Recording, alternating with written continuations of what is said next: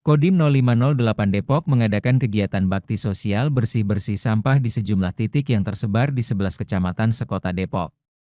Dalam aksinya, prajurit TNI tersebut membersihkan sampah di pinggiran jalan hingga tempat pembuangan sampah, TPS, sementara.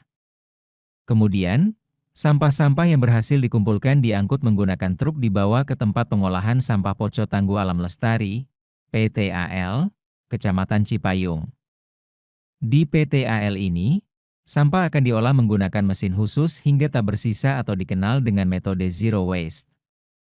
Dandim 0508 Depok, Kolonel Infanteri Iman Widiarto menjelaskan, kegiatan ini terselenggara berkat kerjasama Forkopimda Depok. Bersama pemerintah Kota Depok dan Polres Metro Depok, Kodim 0508 Depok ingin mengurangi beban sampah di wilayahnya. Kodim 0508 Depok juga mengelola PTAL Cipayung yang mampu mengolah sampah menggunakan mesin modern. Kata Iman, saat ini PTAL mampu mengolah sampah hingga 50 ton tiap harinya. Nantinya, metode ini dapat dikembangkan di wilayah lain. Dengan PTAL ini, diharapkan beban sampah di TPA Cipayung yang sudah melebihi kapasitas dapat berkurang.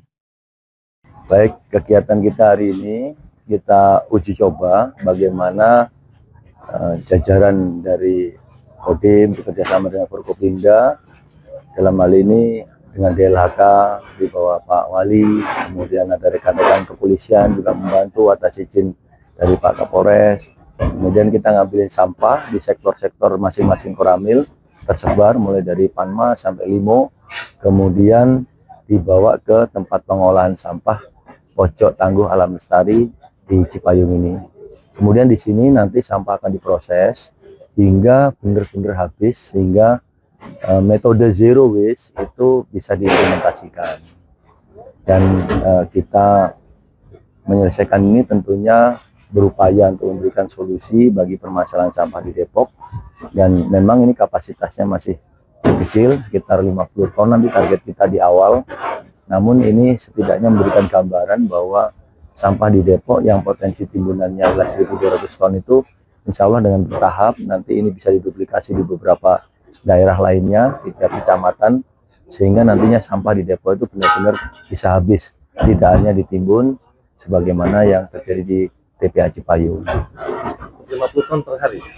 Ya, kita sedang mengejar target 50 ton per hari. Di sini kita sedang membangun sistemnya, dan ini bekerja sama juga dengan DLHK.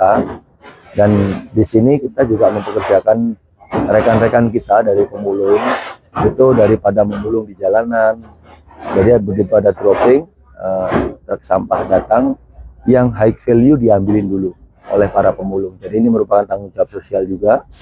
Dan sebenarnya kalau misalkan sampah itu langsung kita giling di alat juga bisa, tetapi nanti tidak ada pemberdayaan bagi rekan-rekan kita yang pemulung. Untuk petugas yang ada di sini, ada jumlahnya? Petugas yang sampai saat ini ada di sini sekitar 15 orang, ada teknisinya, kemudian ada tim pemilah sekitar berapa Pak? 7 ya? 7 orang, masih 7 orang. Nah ini kita sangat membuka terhadap rekan-rekan pemulung yang mau bergabung, tapi ingat kita membutuhkan sebuah konsistensi, artinya jangan hari ini datang, besok nggak datang, karena ini akan terkait dengan flow atau aliran dari sampah sampai dengan bisa digiling itu biar lancar. Karena kalau hari ini datang tidak datang, nah ini yang menyebabkan adanya sumbatan-sumbatan. Ini juga satu langkah untuk mendukung program pemerintah Kota Depok untuk menekan TPA Cipayung. Betul. Jadi ini kita upayakan untuk mengurangi beban TPA Cipayung. Karena sampai saat ini kan TPA Cipayung statusnya sudah darurat karena sudah overload, dan memang sistem open dumping itu sendiri sudah dilarang oleh pemerintah sejak 2013. Saya lupa ada peraturan pemerintahnya yang mengatur itu. Pengolahannya selanjutnya dijadikan apa Pak? Apakah biosolar atau maggot atau seperti apa? Ya, jadi kalau untuk output dari pengolahan instalasi pengolahan sampah ini, sampah-sampah organik itu nanti akan menjadi bubur, dan bubur itu ketika dipadatkan bisa menjadi pakan maggot. Selanjutnya yang cairannya itu bisa dirubah menjadi gas metan. Gas metannya nanti digunakan untuk membakar sampah-sampah residu, sehingga ada efisiensi di situ. Nah, nanti hasil dari pembakaran itu, gasnya tadi juga bisa digunakan untuk proses pirolisis, yaitu merubah sampah plastik menjadi solar. Solarnya bisa dimanfaatkan untuk bahan bakar mesin diesel, mesin pemilahnya. Jadi ada siklus pemanfaatan energi dari sampah tersebut dalam instalasi pengolahan ini. Jangan lupa subscribe ya.